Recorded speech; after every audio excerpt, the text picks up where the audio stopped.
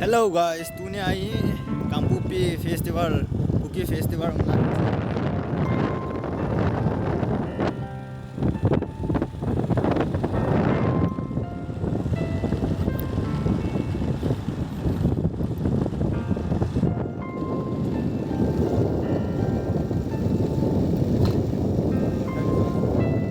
Na upload dekat.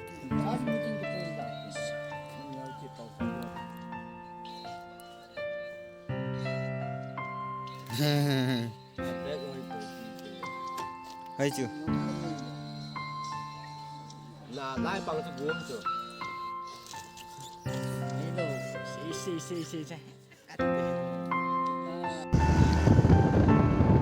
Weh, kul na kita weh, kul. Hai. Wan khie sa kya ke?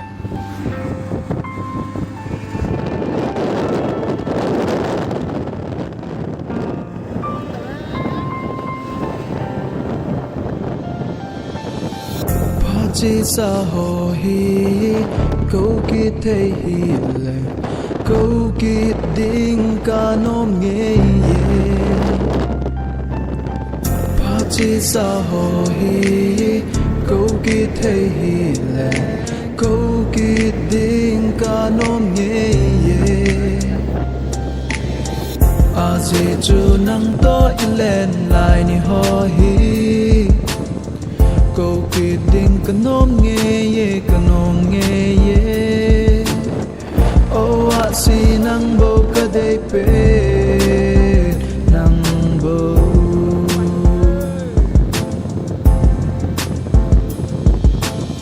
gian lại trong trò tha vạn nỗi à tu khom lại câu kỳ đình cần ôm nghe ye gian lại chung trò tha vạn nỗi à tu khom lại câu kỳ đình ca non nghe ye a si na ngin chung a si na vet pe na so mai a hoi nghe ye vạn nỗi à nang bo na hoi pe na si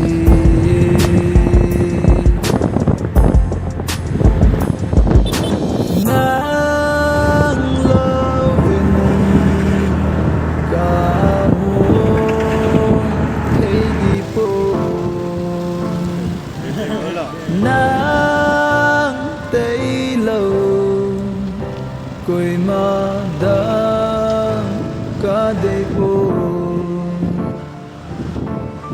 hung pa kino kia dingin hung pa kino kia dingin no asi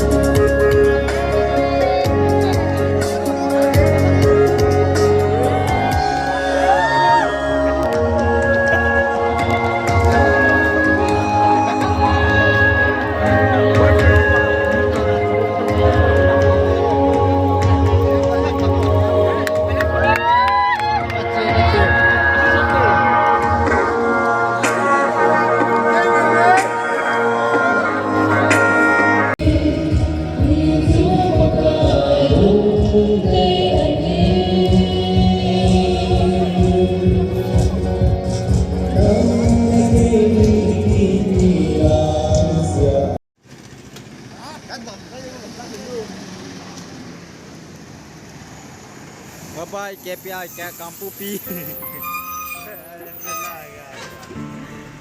Bye bye, bye bye, bye bye.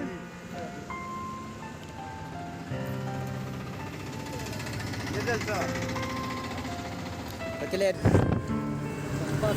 Pakilit tawin ay. Pakilit tawin. Zan duduk Zan program.